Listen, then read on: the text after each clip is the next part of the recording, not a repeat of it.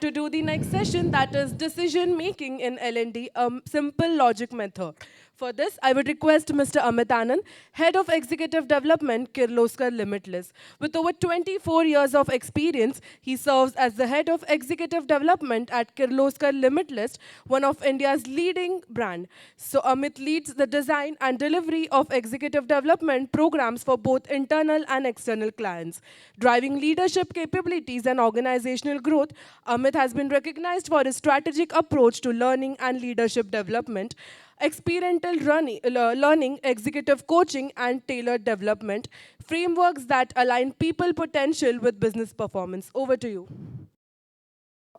Like I said, there's a lot that has been said today, and I got this about 48 or 72 hours before this particular topic. Can you make the head or tail of it? Yes or no? Because I'm still trying to figure it out. Still not been able to. So I thought I'll just put my spin on it. Okay, and that's what I intend to do. Decision making in learning and development, a simple logic method. Even a simple logic method is kind of an incomplete sentence, right? It's grammatically not correct if you were to look at it.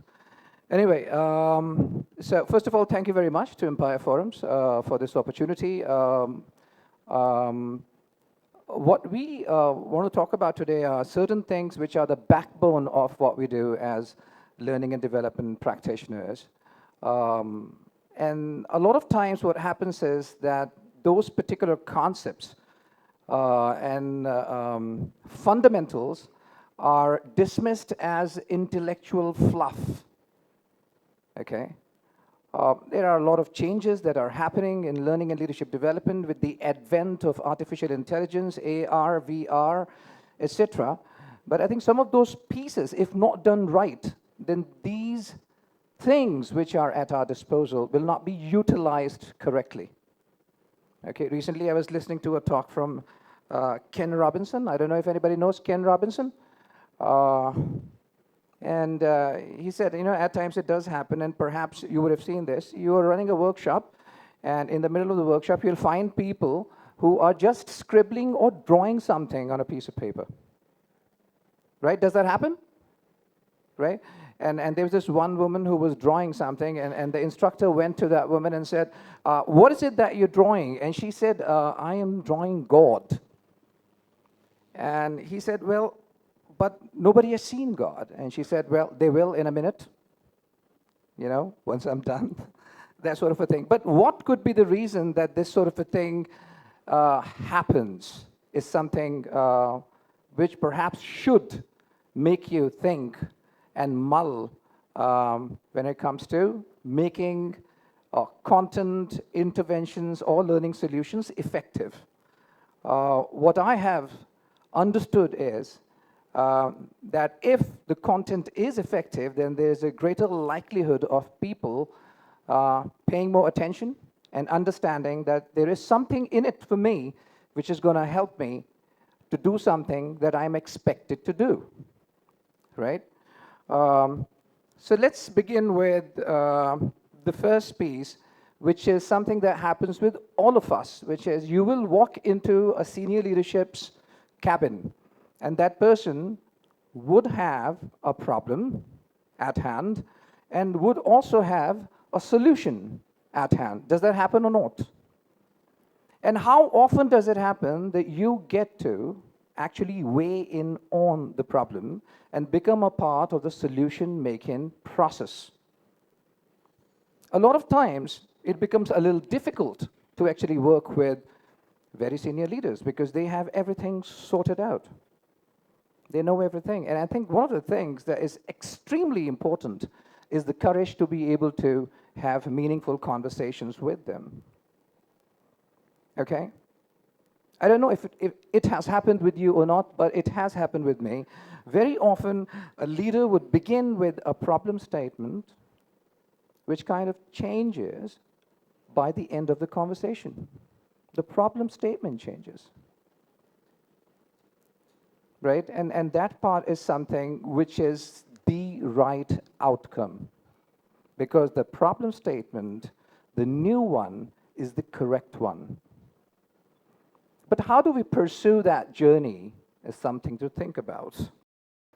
So this is the stuff that I was speaking about, which is that, sometimes we tend to just get in to these conversations, listen to some of our senior leaders, and just do what you can call order fulfillment. Yeah? Amit, can you just do a conflict management workshop for me? And that's pretty much the end of it. And it's a very, very tricky thing to do because there are large egos to manage as well, right? But if you just completely agree and fold the first time around when you're working with senior leaders and end up doing what they want you to do, what can also happen is that you find that you have not been able to actually support them much in their own business goals. Okay, so they tell you something, and then you line up facilitators, and you get the calendar moving, and the nominations are sent out, etc. And then the workshop is done, and then the workshop does not bear any fruit, and then what we get in learning and development community is a lot of flack as a result of it. Does it happen or not? What's the point of it? I mean, it's not effective. But the problem actually was there right at the onset, okay, which is that we could not consult properly with the client or with the customer, which is an extremely important part, right? So otherwise, this is what ends up happening, right? We put in a lot of effort and we do something, pedantically and properly, but the final solution is of no use because it is not serving the right problem statement. And the right problem statement, in fact, has not been discovered to begin with, right? So how do we deal with that problem? And there are certain things that we have continued with, and they do not fit in. Certain terminologies, for that matter. Now, you would know about training need analysis, right? Let's do training need analysis. It is one of the most erratic ways of understanding the problem statement. And it must not be lost on us, right? What we essentially should and must try to do is something called performance needs assessment. And there's a complete subject dedicated to that line of work, which is extremely essential for you to be able to become an extremely effective business partner, irrespective of whatever function you are in. It might be human resources, it might be learning and development, it might be IT for that matter, okay? But that would be the right way to consult with people to become effective as a business partner with them. Now, performance consulting, like I said, is a subject which is dedicated to this kind of consulting work. It was brought up in a book, which is, the name is Performance Consulting, okay? And this is what it says. The principle is start with what must be done, not what must be taught. You understand what I'm saying? That if I have a bunch of service engineers and I do not know what they're expected to do, okay, then I would not know what are their performance gaps. If I were to study their life, figure out what is it that they do on a day-to-day basis, do a task listing properly, and then figure out if there is something to the effect of dissatisfaction at the customer end, which particular task is it that these people are not able to do well? I would figure out the gap in their performance, and from there will emanate your learning objectives. So it's not just a very arbitrary sort of an exercise that you tripes into the room of a senior leader and you say, what do you think these people need to do differently? And they, from the top of their head, because they haven't really mulled a lot and they have not done that sort of analysis, they will just regurgitate something or the other, and then you start working on it. And then you end up creating something which is absolutely futile and of no use, right? So I would very strongly recommend that this is a path that should be pursued by us learning and development and leadership development practitioners. And this is the book that you might want to get your hands on. It will help you a lot.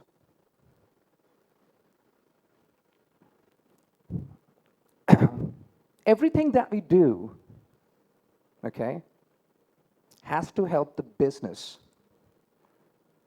The business has some expectations set with the customer.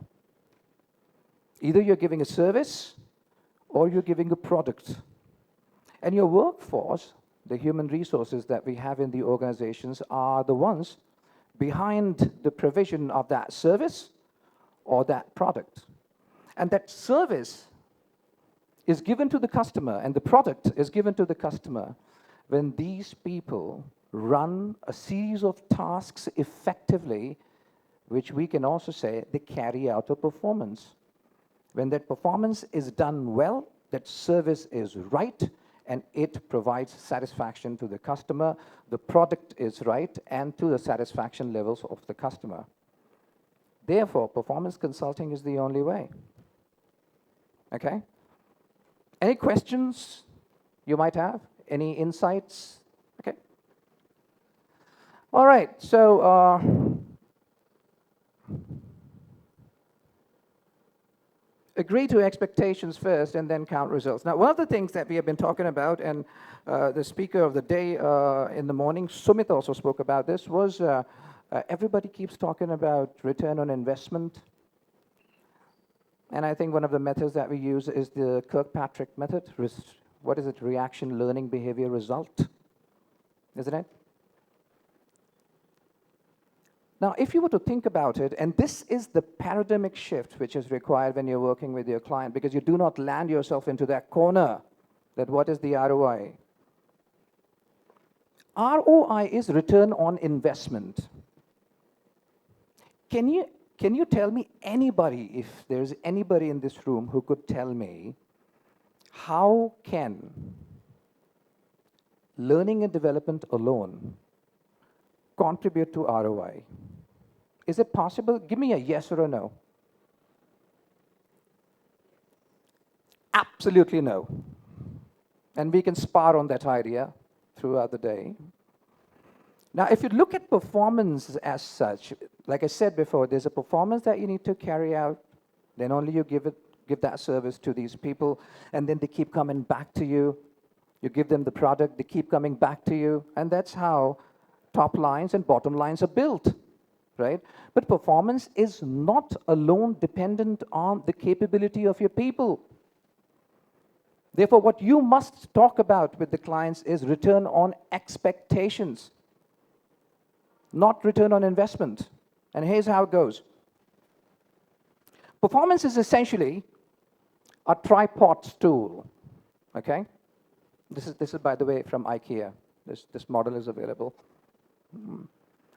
Right at the seat, you've got performance, you've got 3 legs to it. The first leg is, what are the factors which are intrinsic to people? Competencies, skills, attitudes, etc. Intrinsic to the individual, the target audience for whom you are creating a learning solution. With me so far? Now, the second one is the second leg, which is factors intrinsic to the organization. Is the environment good? I mean, you've got somebody who is competent, who has got all the skills, all the tricks in the bag that person's got, but works in a toxic environment or an environment which does not actually provide certain things required in order to carry out that performance. Approvals don't come in, there's a lot of obstructions, there are a lot of deterrents. The environment does not support you in spite of the fact that you're the perfect guy to do the job. What will learning and development do there? The third one is extrinsic to the organization. COVID happened, right? Everybody, struggled with it. Businesses also struggled with it, especially in the kind of business that we are in. I mean, we work for Kirloskar, by the way, that company. You would know about Kirloskar, right? It's a true blue Maharashtrian engineering organization, started in 1888, 138 years old. So we've got about 7 companies that we work for within the Kirloskar Group. Okay? It's me and Siddharth. We run the Executive Development Center, and we cater to their requirements and also to the requirements of external clients, right? So in COVID, there were certain things which were not available. Supply chains got disrupted, got deeply affected. And you didn't have certain things because they could not get to your door, and therefore you could not reach those numbers. So the performance could not happen. Factors extrinsic to the organization. You have these 3 coming together, that's when you talk about ROI. What I can talk about as a learning and development guy is ROE, return on expectations, that there are certain behaviors which, when demonstrated, that performance will come out nicely, provided the conditions for that performance are also met. Okay? So, I mean, whenever I sit down with clients, I invariably will steer them to ROE from ROI. Yeah? Okay. Can I get some water, please? Thank you. Okay, so I think we have some talks and conversations on this as well. I'm going to connect it to the same piece that I began with, which is that this is not intellectual fluff. This is extremely essential. To design a future for someone, you must truly understand them in the present. Now, this is something that has come across as a new concept to us, which is human-centric design. It basically means human is at the center of the effort that you're putting in when it comes to creating a learning solution. Isn't it? It is for them. This is not something new. It's just a new spin has been provided to it or on it. If you know about Knowles, do you know about Knowles? Malcolm Knowles? Anybody? That guy came up with the concept of andragogy. Until now, till date, when we are working on learning interventions, we talk about, well, these are the pedagogies we have put in the program. Do you know what is pedagogy? Paid children. They're not consulted when you create learning for them. This is something which is a new spin on the same concept, which is andragogy. That your people, your target audience, they are the ones who would decide what is it that they have to learn. Okay? You want to make them successful. So when you take a performance consulting approach, which is a simple logic, as is the topic, you would see that you're able to cater to the requirements that they have so that they can become successful. And when they become successful, they are able to grow, and that is as human-centric as you can possibly be. Isn't it? My time's up? Okay, all right, I'll hurry up. Great, so change succeeds when visible sponsors lead it. This is another one, which is kind of a common sense, that you have to work very closely with the leaders. Again, connects to the point that I had made previously.